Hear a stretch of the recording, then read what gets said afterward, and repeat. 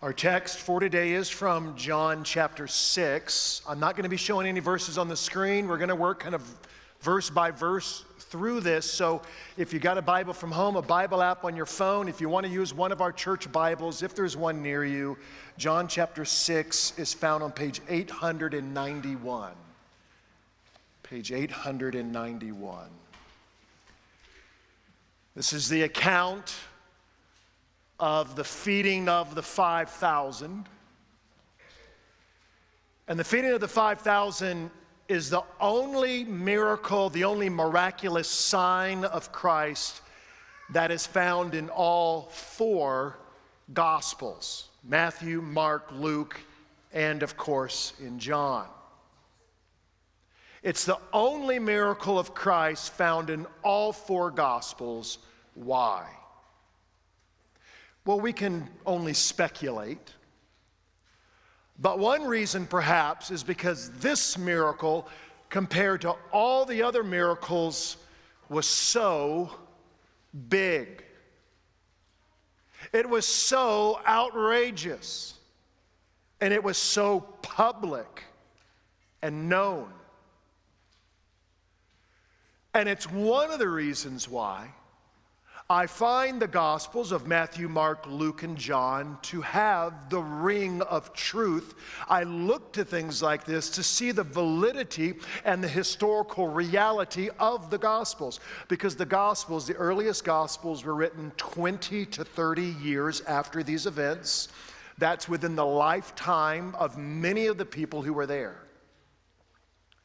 Jesus here feeds 5,000 men, as Pastor Nate said. We can multiply that by 3 or 4, including the women and the children. This is the feeding of the 15 to 20,000 people.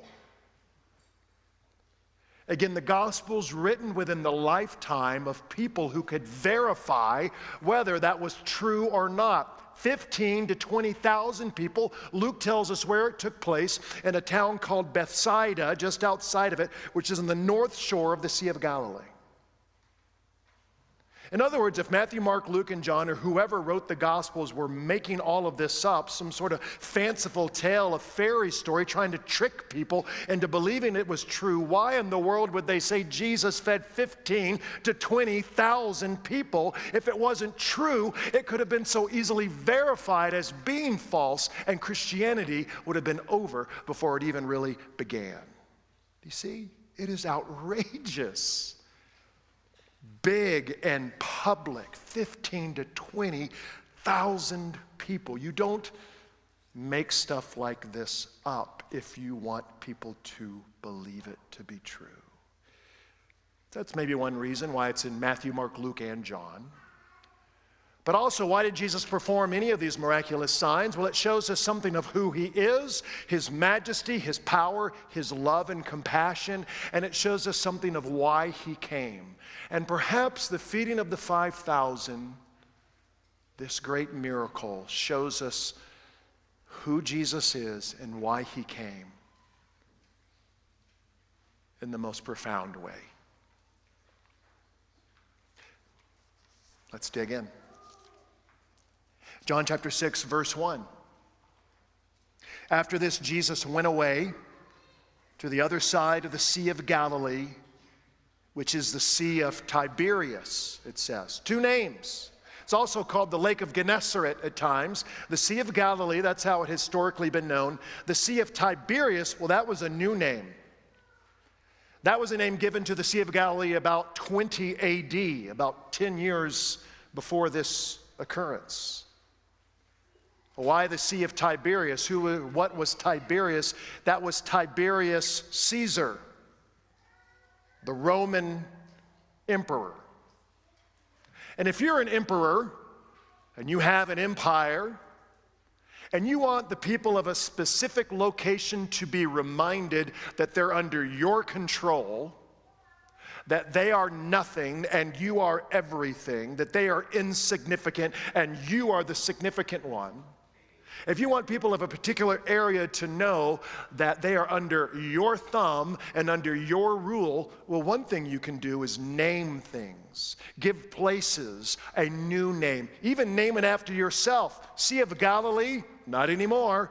It's the Sea of Tiberias. And don't you forget it.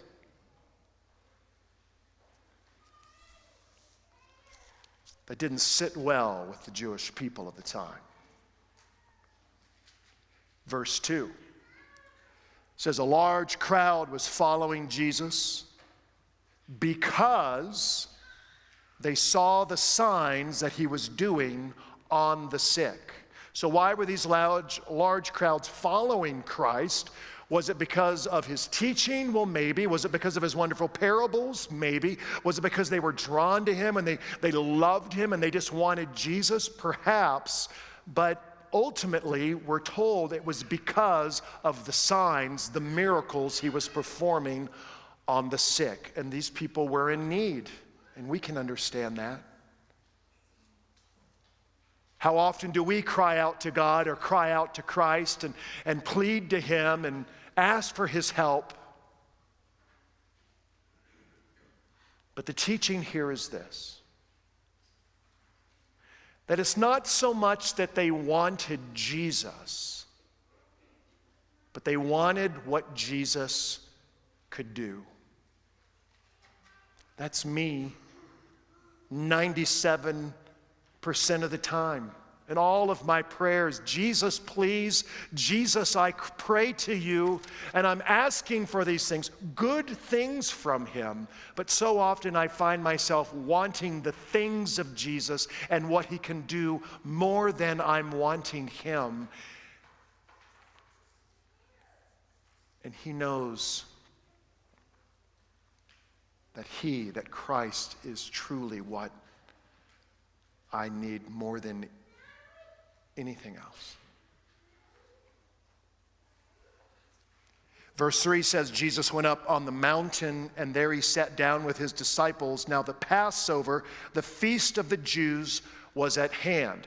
The Passover. John mentions the Passover 3 times in his gospel. At the beginning of Christ's ministry, at the very end of his ministry, the Passover, that's the Last Supper that he's having with his disciples the night before he dies. And then it's mentioned here in the middle of his ministry.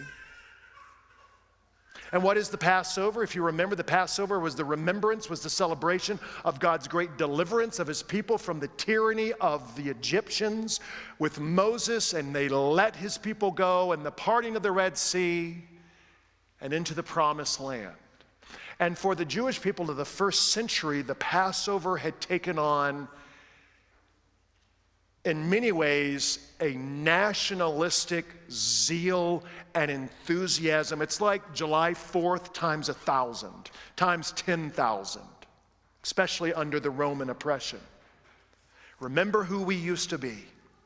Remember how great and glorious things were, and God saved us from Egypt and the tyranny of Egypt and the Pharaoh, and there we were in the promised land, and we had King David, and we had King Solomon, and all this land was ours. Maybe God would do that again and set us free from Rome. The Passover was at hand. Verse 5. Jesus, lifting up his eyes and seeing that a large crowd was coming towards him, said to Philip, "Where are we to buy bread so that these people may eat?" Look at this. He lifts up his eyes and he sees the people. He sees them. He says, we need to get bread. We need to feed these people. In this, we see something of the heart of Christ and the compassion and the love of Christ. And let me say it this way. Imagine, thought experiment, and please hear me. Imagine that there is no Christ, there is no Jesus, there's a God, this sort of generic God that's up there somewhere, and he's all powerful, and he knows it all, everything about you, all knowing, he's always present, and it's this generic God up there, and you pray to him, and sometimes maybe he answers your prayers, but so often he does not. He's infinite and all-powerful and always present. I will tell you, that God, if there is no Christ and there is no Jesus, I don't want to have anything to do with a God like that. there's just a God up there who knows everything about me, and he's holy and just and has all of his commands, I want to run away. I want to run away. I want to run away.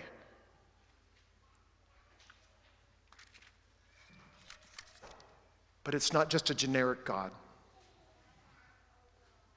It is Jesus. Paul says in Colossians chapter 1, our earliest reading we heard earlier, that in Christ the fullness of God was pleased to dwell. That the fullest manifestation and revelation of who God is in the face of Jesus Christ. You want to know who God is? Know who Jesus is. Mark chapter 6, Mark's account of the feeding of the 5,000, has this little extra detail which I love. It says in Mark chapter 6, verse 34, Jesus saw a great crowd, and he had compassion on them because they were like sheep without a shepherd. Jesus here sees the great crowd, the feeding of the 5,000, 15, 20,000. It says he has compassion on them because they're like sheep without a shepherd. They're so lost. Now, the word that Mark uses for compassion is a Greek word that we've talked about before here at Our Father. It's one of my favorite Greek words of all time. You're like, you have like a list of favorite Greek words? Yes! The word for compassion is the Greek word splagnitzomai. Some of you remember that word. Splagnitzomai. Say that after me. Splagnitzomai. You can feel that right here in your gut, can't you? And it literally means a compassion and a love from the bowels, from the intestines. It is a gut-wrenching love. It's the kind of love that hurts when you see someone. It's the kind of love and compassion, splagnitzomai, which drives you into action to do something because it is hurting you so much. This is who God is. Not a generic God up there somewhere, but this is Jesus, who is driven by a gut-wrenching, painful love to the cross for you. And he understands. I have to share this with you. This is Hebrews chapter 4. For those of you, again, this idea of a God and he knows everything about you. Listen to what it says here. We do not have a high priest who's unable to sympathize with our weaknesses, but one who in every respect has been tempted as we are, yet without sin. Let us then with confidence draw near to the throne of grace, that we may receive mercy and find grace to help in time of need. What is it saying? That in Jesus we can know that God sympathizes with all of your sin, with all of those feelings that you don't want, with all of your temptations. He understands, and that he himself was tempted in every way just as we are.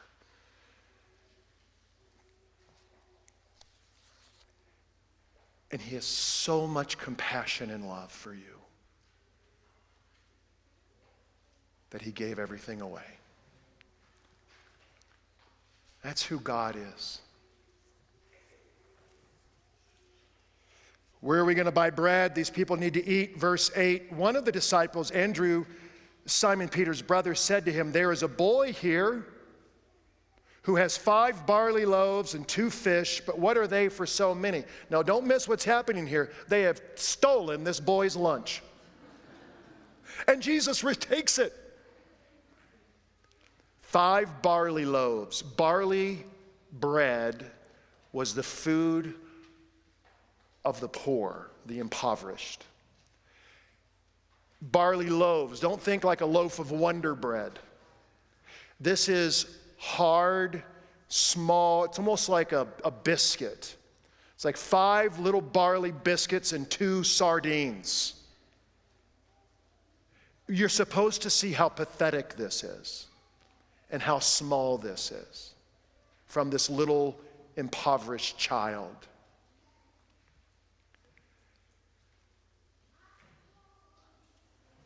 And Jesus takes 5 barley biscuits and 2 sardines, and in his hands transforms it into a feast that feeds 15 to 20,000 people, as much as they wanted, it says, to their fill, overflowing.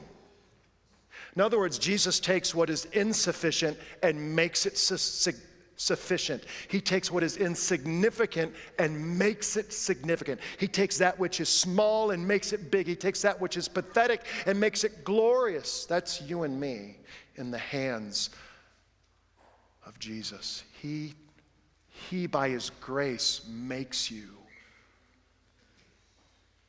wonderful in his eyes.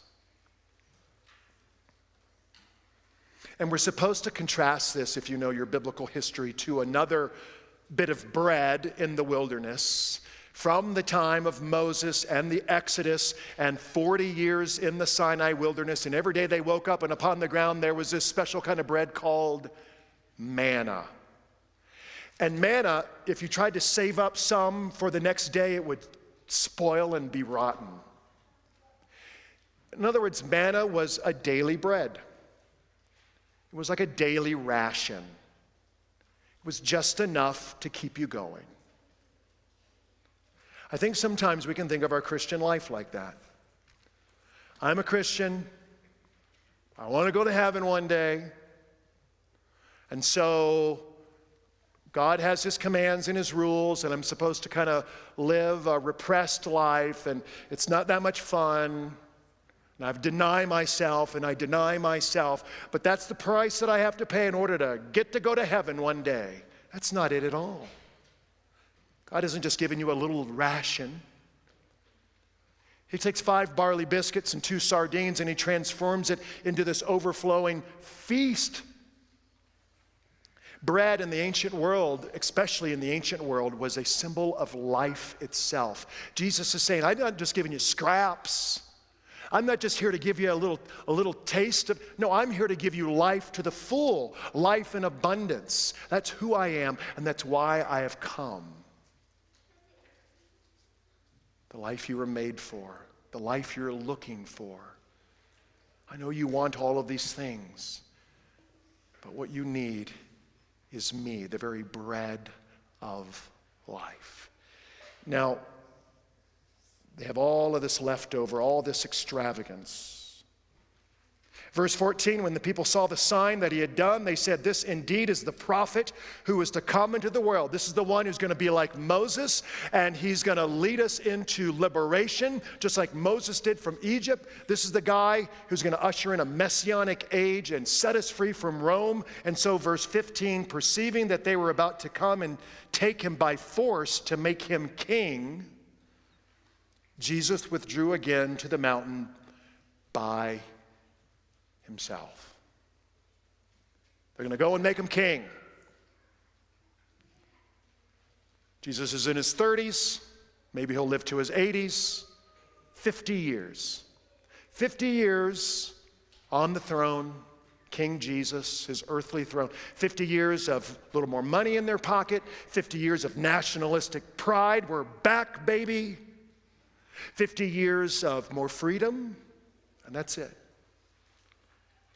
And Jesus is saying, don't you see in this miracle I'm showing you, I've come to do so much more, to give you so much more life than just 50 years. They wanted to make him king. I will confess to you, so often I want to make Jesus my butler. Jesus, I need you to do this, and I need you to do this, and I need you to do that.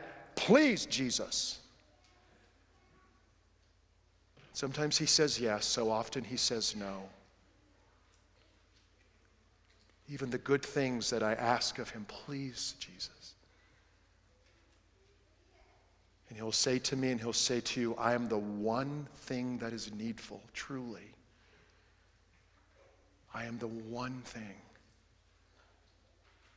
And time after time after time, he has shown that and proven that to me. How can we know that's true as we conclude here?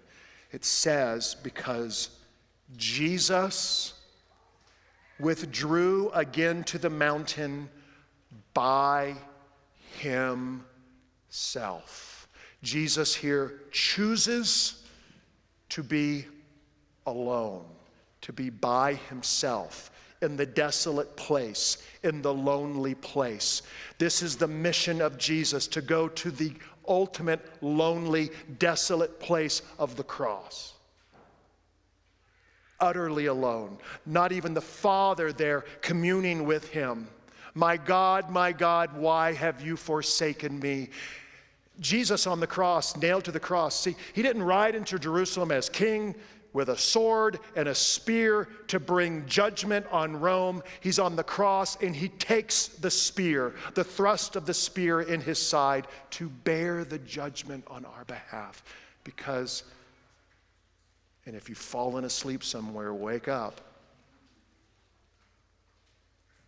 Because he loves you so much. You are what he wants